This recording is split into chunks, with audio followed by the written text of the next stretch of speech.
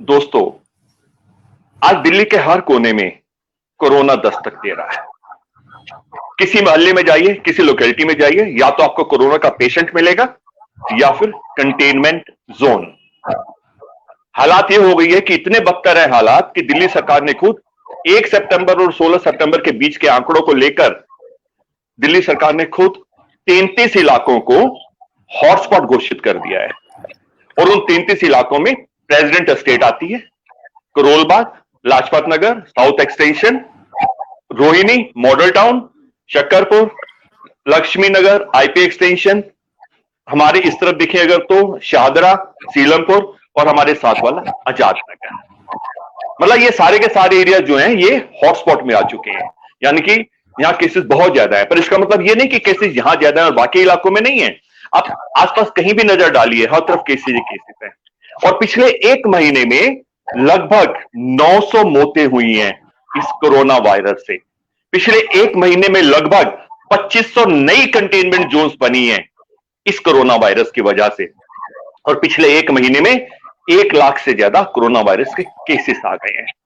हमारी नजर में ये जो हालात हैं ये कम्युनिटी स्प्रेड का है। और इसी पर बात करने के लिए हमारे साथ आज डॉक्टर अनिल गोयल मौजूद हैं। यहाँ पर यूरोलॉजिस्ट हैं, डीएमए के प्रेसिडेंट रह चुके हैं और बड़े बड़े ऊंचे ओहदों पर रहे हुए हैं और पूर्वी दिल्ली का, या मैं बोलूं दिल्ली का एक जाना माना चेहरा है। और हमारे साथ दूसरे हैं डॉक्टर अभिजीत, जो कि एमडी हैं, डीएम है और प्रिलिमिनरी मेडिसिन के माहिर हैं। डॉक्टर साहब, डॉक्टर अनिल गोयल, मेरा सबसे पहले आपसे सवाल, क्या ये कम्युनिटी स्प्रेड है? क्योंकि जो हालात हैं वो तो इसी तरह के लग रहे हैं। और आपका जो भी आंसर हो, इससे बचने के लिए क्या उपाय होने चाहिए? देखिए, कम्युनिटी स्प्रेड का मतलब होता है कि पूरी कम्युनिटी में ये फैल चुका है। मैं कहूँगा एक लोकल स्प्रेड जरूर, जैसे कि अभी आपने कहा कि 1000 से ज्यादा कंटेनमेंट जोन हो गए हैं और पिछले हफ्ते में कुछ 30 से ज्यादा कंटेनमेंट जोन हॉटस्पॉट बढ़े हैं। लेकिन कम्युनिटी स्प्रेड की एक डेफिनेशन है जिसमें कि 60% लोग पॉजिटिव हों। ये ऐसा अभी नहीं है। लेकिन कम्युनिटी स्प्रेड ना होने का मतलब ये नहीं है कि ये फैल नहीं है। आप पिछले हफ्ते में देखा कि 4000 से ज्यादा जो पेशेंट्स थे पॉजिटिव पर डे हो रहे थे दिल्ली में, जो अभी पिछले 3 दिन से कुछ वो कम हुए हैं। पहले 3000 हुए, अब 2000 के आसपास पहुंच गए हैं। निश्चित रूप से थोड़े कम हुए हैं। तो मुझे ये सबके लिए लगता है कि लोगों का सतर्क रहना कम हो गया था, लोगों का डर कम हो गया था। डर से मेरा मतलब ये नहीं है कि वो डरते रहे, लेकिन डर भी रहे और अलर्ट भी रहे। ये मेरा कहने का मतलब है कि अगर अलर्ट नहीं रहेंगे तो ये फिर से फैलने लगेगा। बचाव का सीधा है, हम लोग कहते हैं WMD। जॉर्ज बुश ने सद्दाम हुसैन को मारने के लिए वेपन ऑफ मास डिस्ट्रक्शन के लिए ढूंढा, लेकिन ये कोरोना के मारने के लिए पूरे वर्ल्ड ने WMD का सहारा लेना है। WMD का मतलब है वॉश करें हैंड्स, या हैंड हाइजीन रखें, रेस्पिरेटरी हाइजीन रखें। दूसरा रखें मास्क रखें 3 प्लाई, और तीसरा रखें सोशल डिस्टेंसिंग। इसको हम लोग कहते हैं फिजिकल डिस्टेंसिंग, जो 2 गज तो मिनिमम है। जो कहते हैं ना 2 गज होनी चाहिए, 2 गज तो मिनिमम है, उससे ज्यादा भी जरूरत पड़ती है, खासतौर से उन जगह पर जहां पर बहुत डेंसली पॉपुलेटेड इलाके हैं, जहां पर लोगों में खांसी जुकाम बुखार ज्यादा है, जहां पर बहुत तेजी से लोग बोल रहे हैं। आप समझ सकते हैं कि ये जो स्प्रेड है वायरस का, जो आप बोल रहे हैं, उसे सलाइवा जो निकल जा रहा है वो आपके सांस के रास्ते आपके पास आ सकता है, आपके गले में आ सकता है, आपके फेफड़े में पहुंच सकता है। इसीलिए आप जब दूसरे से, हम कहते हैं नमस्ते करें, ये एक और बहुत बड़ी चीज है। हाथ नहीं मिलाना है, दूर रहना है। अगर बहुत तेज बोल रहा है तो आपको 8-10 फीट होना पड़ सकता है। अगर आप किसी को बहुत तेज छींक आ रही है, खांसी आ रही है, तो उससे 8-10 फीट दूर रहना पड़ सकता है।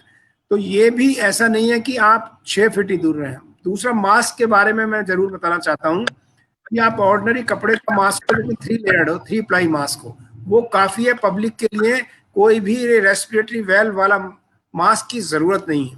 बल्कि मैं तो कहूंगा कि कोई पब्लिक का आदमी मेट्रो में जा रहे हैं, बस में जा रहे हैं और बहुत नजदीक वहां पर अगर 3 फुट की दूरी है, तो वेल वाले मास्क के कोई इन्फेक्टेड पर्सन है जिसको हम कहते हैं एसिम्प्टोमेटिक है, ये मान के चले, तो वो जो भी सांस उसका बाहर निकलेगा उस वेल के रास्ते बाहर निकलकर आपको इन्फेक्ट कर सकता है।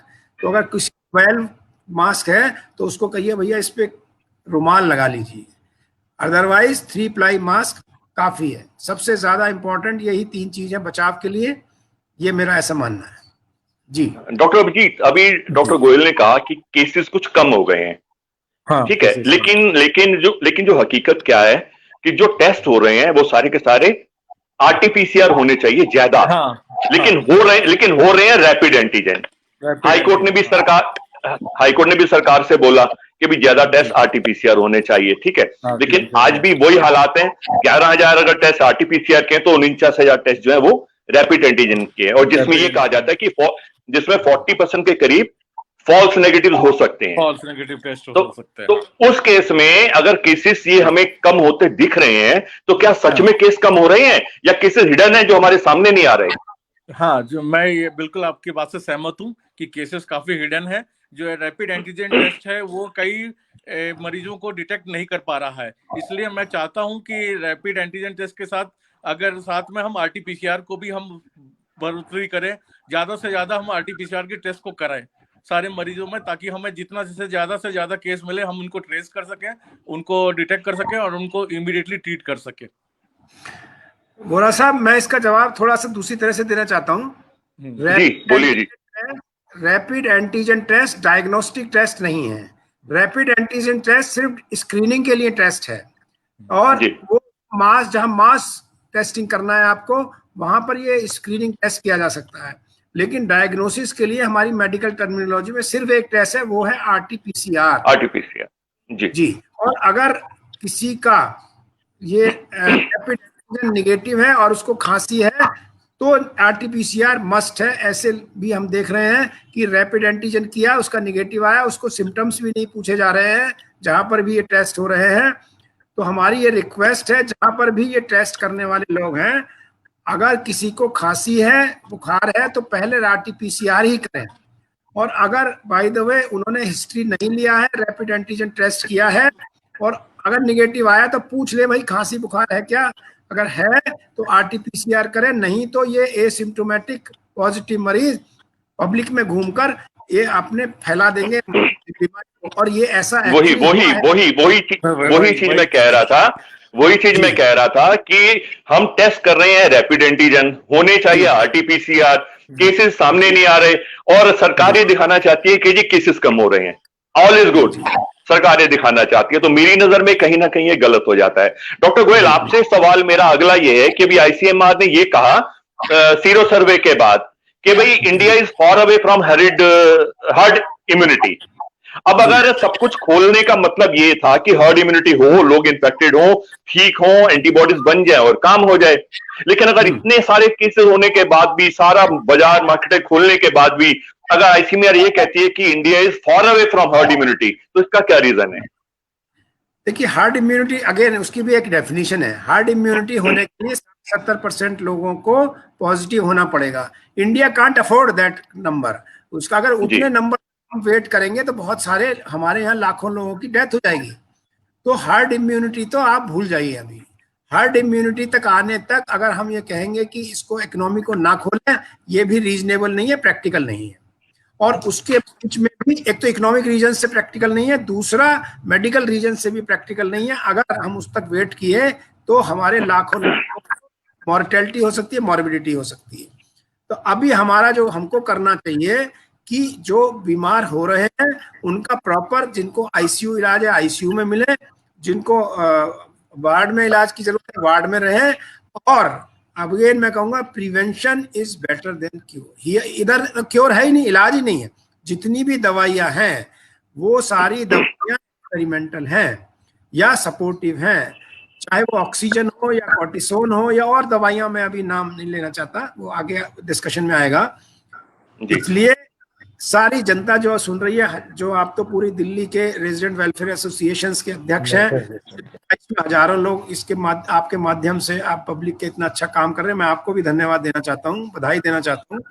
Thank you. पब्लिक को ही समझना पड़ेगा कि हमको बचाव करना है, हमारे परिवार के लिए बचाव करना है, हमारे आसपास की सोसाइटी के लिए, तो हमको WMD का फॉलो करना है।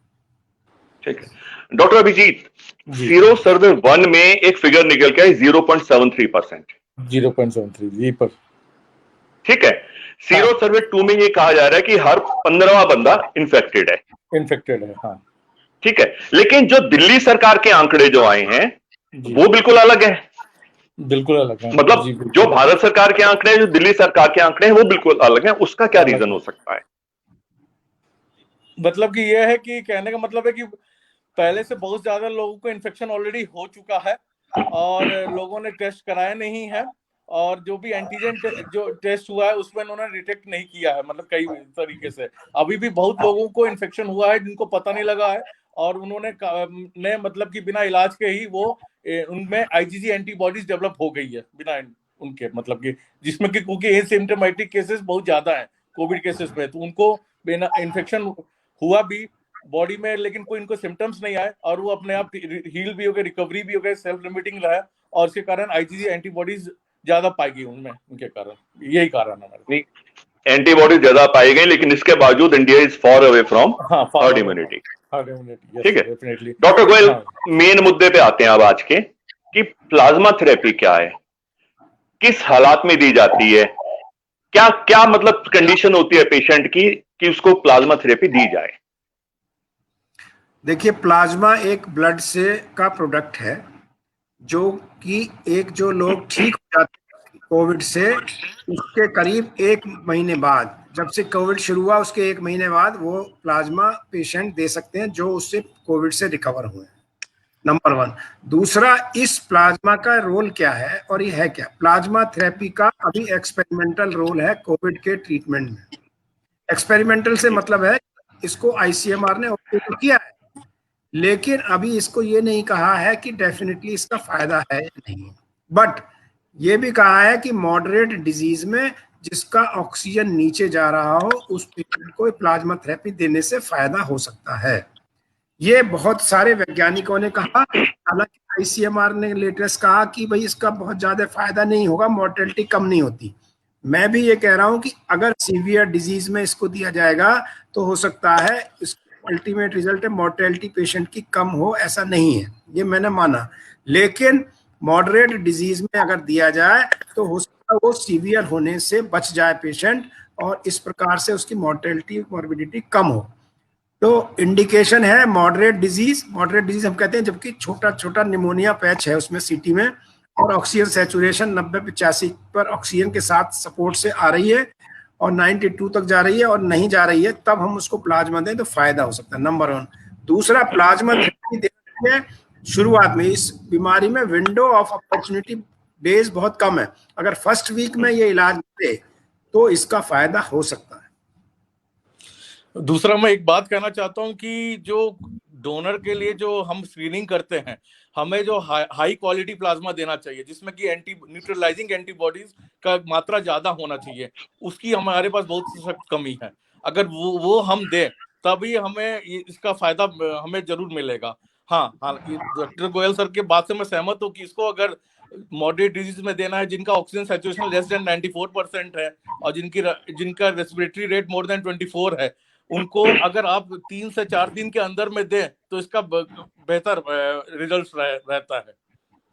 और मैं एक मिथ के बारे में भी, लोगों में ये मिथ है कि जो ठीक होने के बाद लोगों में बड़ा डर है, अभी भी वो नहीं देना चाहते। तो मैं आपके माध्यम से रिक्वेस्ट करूंगा कि जो यंग लोग हैं 18 से 60 के बीच में, डायबिटीज हाइपरटेंशन नहीं है, प्लाज्मा देने से कोई उनको नुकसान नहीं है। जिस प्रकार से आप ब्लड देते हैं और बॉडी अपने आप अगले दिन तक एंटीबॉडीज वो ब्लड बना लेती है, इसी प्रकार से इसकी एंटीबॉडी बॉडी बना लेती है।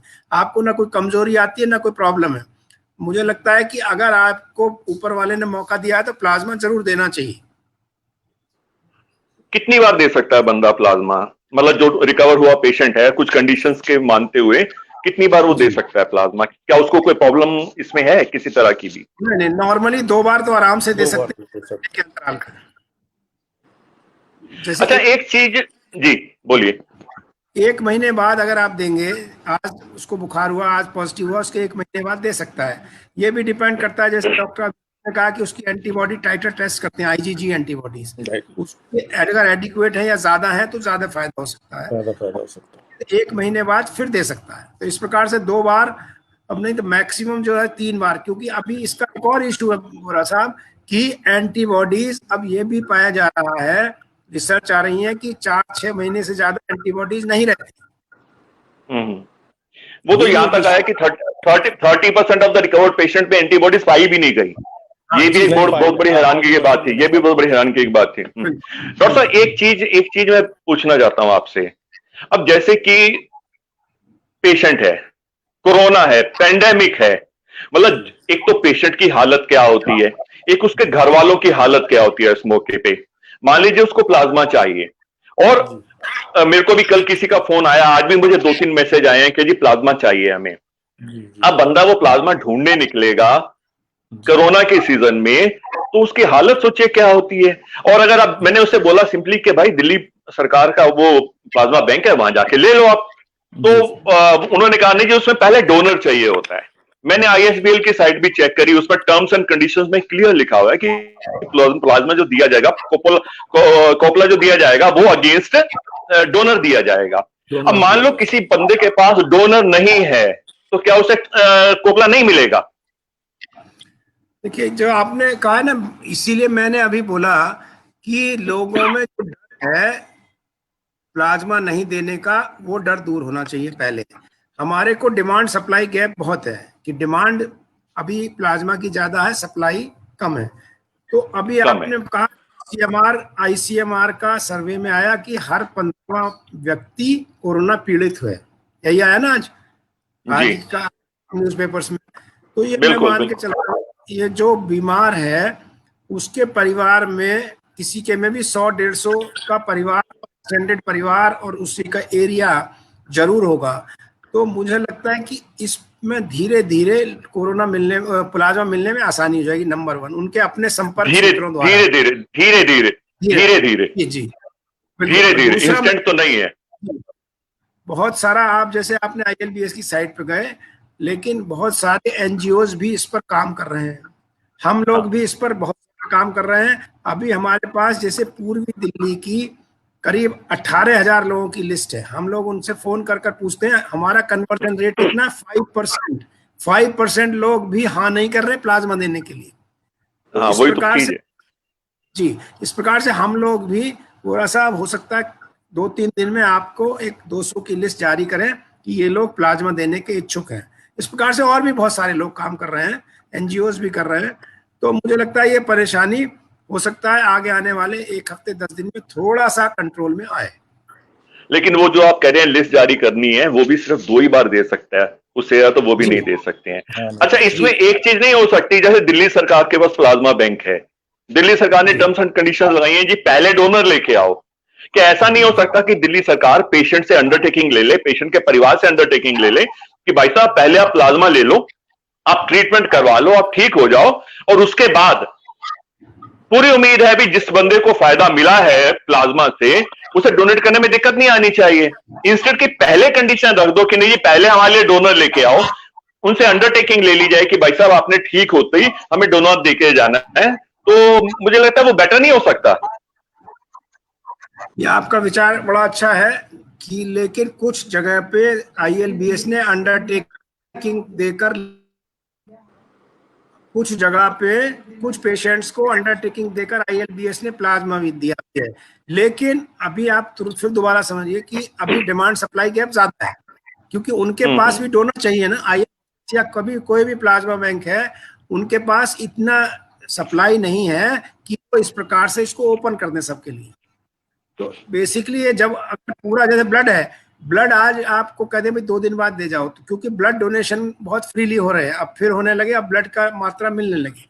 लेकिन प्लाज्मा अभी एडिक्वेट सप्लाई चूंकि बैंक्स में ही नहीं है, इसलिए उन्होंने डोनर की शर्त रखी। लेकिन आपका जो मुद्दा है, जो आपने सवाल किया, ये बहुत अच्छा है, लेकिन ये तब हो पाएगा जब उनके पास adequate number of plasma bottles available हो। जी ठीक है। अच्छा, एक चीज और सुनने में आ रही है कि भाई आगे सर्दियां आ रही हैं जी, और सर्दियां आते ही कोरोना जो है ये अपना भयावह रूप ले लेगा। क्या ऐसा कुछ एक्सपेक्टेड है, और अगर है तो उसके लिए क्या प्रिकॉशन लेनी चाहिए? सर एक्सपेक्टेड है सर, क्योंकि पहले भी जैसे पुराने सार्स वायरस हैं हैं, पुराने वायरस, फ्लू वायरस है, सार्स वायरस है, इन्होंने सर्दियों में ही अब उनका फिर से स्पाइक बढ़ा है, हमने पहले भी देखा है। और इस बार भी, और सर्दियों में हमेशा सांस की बीमारियां भी बढ़ जाती है, क्योंकि दिवाली भी पास आएंगे तो, और ये पराली होगा तो फिर हवा भी प्रदूषित होगी। तो ये दोनों चीजें जो हैं ये कोविड के इन्फेक्शन के रिस्क को और बढ़ाएंगी। तो हमें यही है कि जो सांस के मरीज हैं पर्टिकुलरली, उनको हमें हमेशा अपना ख्याल रखना पड़ेगा, उनको अपना रेस्पिरेटरी हाइजीन मेंटेन रखना पड़ेगा। अगर वो नियमित रूप से जो इनहेलर लेते हैं उसको नियमित रूप से लें, और हमेशा, और जो भी प्राइमरी प्रिवेंशन है, जैसा कि हैंड वॉशिंग करना, मास्क यूज करना, ट्रिपल लेयर मास्क यूज करना, और मतलब कि सोशल डिस्टेंसिंग का पालन करें, नियमों का पालन करें। मतलब डॉक्टर साहब, डॉक्टर गोयल, सब कुछ खुला है, सारे बाजार खुले हैं, मार्केट्स खुली हैं, लोग मास्क नहीं पहन रहे, कहीं कोई सोशल डिस्टेंसिंग नहीं है, और सरकार कह रही है चिंता करने की कोई जरूरत नहीं है।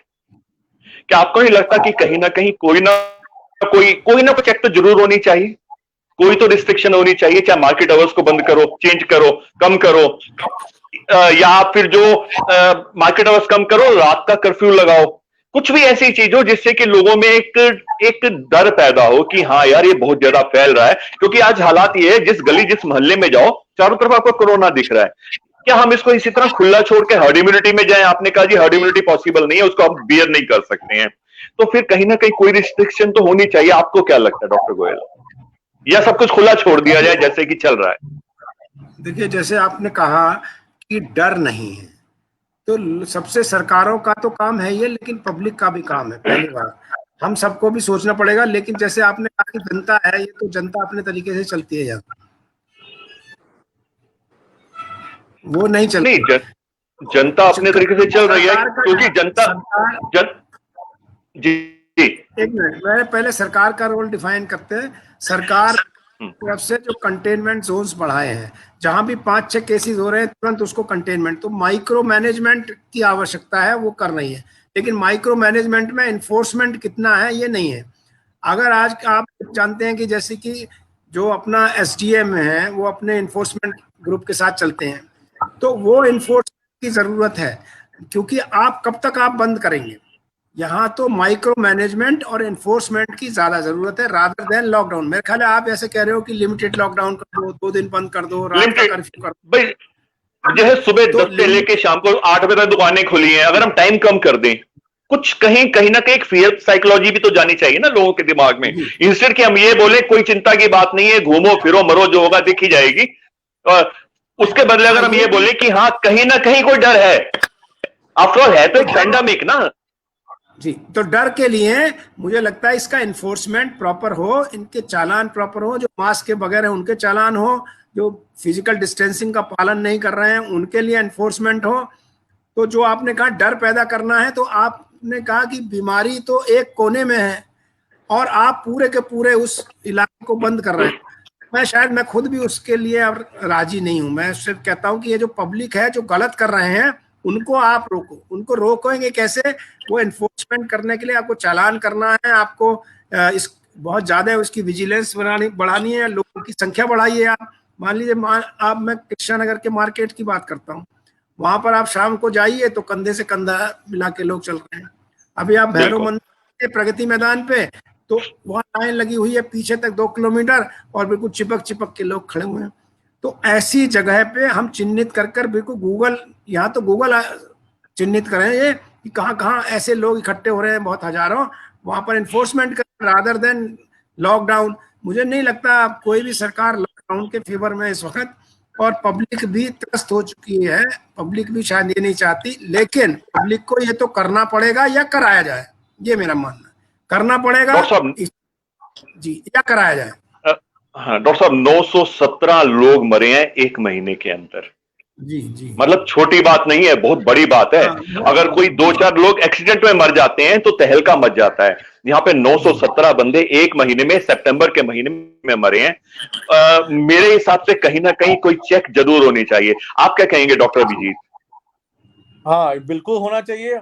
और अभी जो त्योहार हुआ है, जितनी गैदरिंग्स हुई है, अब इसके कारण क्या हुआ है कि लोगों ने सोशल डिस्टेंसिंग के नियमों का पालन कम किया है, जिसके कारण ये केस में सर्ज आया है। तो मैं चाहता हूं कि अगले आने वाले त्योहार जो हैं, जैसे नवरात्र, नवदुर्गे हैं, दशहरा है, दिवाली है, इसमें सोशल डिस्टेंसिंग के नियमों का जरूर ध्यान रखें, खासकर विशेष ध्यान रखें। त्योहार जरूर मनाएं, मैं ये नहीं मना कर रहा कि आप त्योहार मनाएं, लेकिन सेफ्टी से, पूरी सेफ्टी के साथ मनाएं, और अपने सेहत का भी ध्यान रखें और दूसरों के भी सेहत का भी ध्यान रखें। सारे सोशल डिस्टेंसिंग, हैंड वॉशिंग और जो भी प्राइमरी प्रिवेंशन है उसका विशेष ध्यान रखें। डॉक्टर साहब, लोगों के लिए आपकी सलाह, डॉक्टर गोयल, मतलब सलाह मतलब कि ये कि भाई अगर आपने ये किया तो आपको आप इन्फेक्टेड होने वाले हैं और इससे आपको बचना है, मतलब क्लियर कट वार्निंग जिसे कहते हैं वो चीज आप, क्योंकि बहुत ज्यादा फैल रहा है, तो क्लियर कट एक वार्निंग टाइप का कोई मैसेज लोगों के लिए आपकी तरफ से। मास्क लगाएं, प्रॉपरली लगाएं। मैंने ये देखा कि मास्क लगाने का होना चाहिए नोज और ये चिन के नीचे होना चाहिए पूरा इतना, लेकिन लोग क्या कर रहे हैं, सिर्फ यहाँ से लगा के ऐसे चिन पे लगा देते हैं, मुंह और नाक खुला है। मास्क लगाएं, प्रॉपर लगाएं, हाथ धोएं बिल्कुल, और हैंड हाइजीन रखें। और सबसे इम्पोर्टेंट है 6 फुट की दूरी या 2 गज की दूरी। नहीं करेंगे तो पहले तो खुद बीमार होंगे, अपने परिवार को बीमार करेंगे और उसके बाद पूरे समाज को बीमार करेंगे। और जैसे आपने कहा 917 लोगों की अनफॉर्चुनेट मृत्यु हुई। मैं नहीं चाहता कि अब आगे, कोई भी नहीं चाहता, आप, हम, कोई भी नहीं चाहता कि आगे और लोगों में मृत्यु हो। खास तौर से जो हमारे सीनियर लोग हैं जिनको डायबिटीज, हाइपरटेंशन है, वो प्रॉपर चेक रखें। 65 साल के ऊपर लोग कोशिश करें कि भीड़ भाड़ वाले स्थान पर बिना मतलब ना जाएं, भीड़ भाड़ वाले स्थानों से बचें। तो बहुत जरूरी काम है तो किसी यंग आदमी को भेजें। ये 4 काम करने से जो हमारे वल्नरेबल पॉपुलेशन है इस बीमारी से बच सकती है। उसको ज्यादा जरूरत है बचाव करने की, देखभाल करने की अपनी। और हमारी यंग क्राउड से मेरी ये रिक्वेस्ट है कि वो ये इंश्योर करें कि खुद अगर बाहर जा रहे हैं भीड़ ना होने दें और अपने घर में अपने बुजुर्गों को बाहर न जाने दें। उनको आपका काम है, हम करेंगे। डॉक्टर अभिजीत, आप कुछ बोलना चाहेंगे, ऐड करना चाहेंगे? हाँ, मैं ये ऐड करना चाहता हूँ कि मैं ये करना चाहता हूँ कि मैं एक मैसेज देना चाहता हूँ जो कोरोना से संक्रमित मरीज जो रिकवर हो चुके हैं, मैं उनसे जस्ट रिक्वेस्ट करना चाहता हूँ ताकि वो कोरोना बैंक्स में जाके वॉलंटरी डोनेशन करें, और जो मरीज, जो सीवियर कोविड मरीज हैं, उनकी ताकि जान बच सके और हमारी जो मोर्टिलिटी रेट है और वो कम हो सके, हमारा आउटकम जो है, ट्रीटमेंट आउटकम हो सके, वो और बेहतर बन सके भविष्य में। दोस्तों, एक चीज तो क्लियर है कि हालात खराब हैं। जैसा मैंने शुरू में बोला, 917 लोग मर चुके हैं, 2500 कंटेनमेंट जोन्स एक महीने में बनी हैं और इससे ज्यादा केसेस एक महीने में दिल्ली में आए हैं। एक वो समय था जब म्यूर बिहार में एक केस आया था और पूरी दिल्ली में हड़कंप मच गया था। आज 1 लाख केस एक महीने में आए हैं और हम लोग खुले घूम रहे हैं, कोई चेक नहीं, कोई सोशल डिस्टेंसिंग नहीं। दोस्तों, अभी भी समय है, संभल जाइए, हालात खराब हैं।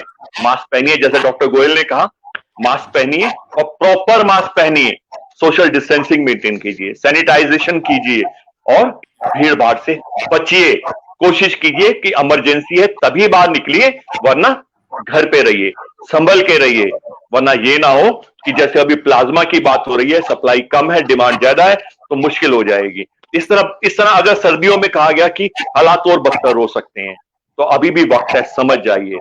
डॉक्टर गोयल, आपका बहुत बहुत शुक्रिया, बड़ी इंपॉर्टेंट और अच्छी इंफॉर्मेशन दी आपने, thanks a lot. Doctor Abhijit, आपका भी शुक्रिया, बड़ी अच्छी इंफॉर्मेशन दी आपने। आज का प्रोग्राम, मुझे लगता है आज का प्रोग्राम यहीं पे हम समाप्त करते हैं और इसी कड़ी में अगले प्रोग्राम में हम लोग जल्दी हाजिर होंगे आप सबके साथ। तब तक मिलते रहिए, बातें करते रहिए एक दूसरे के साथ और सोशल डिस्टेंसिंग मेंटेन करते रहिए। जैसे हम मीटिंग ऑनलाइन कर रहे हैं, इसी तरह से आप भी मिलिए और बातें कीजिए। Thank you, bye bye BS, धन्यवाद, thank you BS Vora from RW Bhagidari, voice of Delhi network. Thank you, thank you, thank you.